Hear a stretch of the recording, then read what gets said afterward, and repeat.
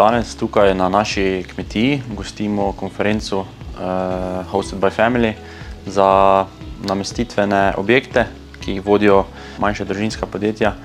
In dejansko gostimo podjetja iz slovenske in avstrijske strani meje, kjer danes poznavamo sodobne prijeme za marketing in kako gostom omogočati čim boljše izkušnje med njihovimi obiski na naših namestitvenih objektih. Družinsko vodena turistična podjetja predstavlja eno najdragocenejših, hkrati najbolj ranljivih oblik turizma. So hrbtenica številnih podeželskih območij, kjer se turizem ne meri v številkah, temveč v zgodbah, obrazih in izkušnjah. Medtem ko velik del svetovnega turizma stavi na masovnost, družinske kmetije, penzioni in gostišča ponujajo nekaj drugega. Butičnost, osebni stik, pristen pogled v lokalno kulturo in zgodovino.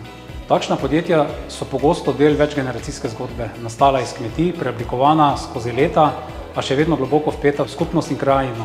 Gosti, ki prenočijo v takem okolju, niso številka, ampak so osebe, ki vstopijo v družinsko zgodbo, okus tradicije in domačnost. Prav v tem je njihova moč in prav zato je treba varovati, podpirati in razvijati.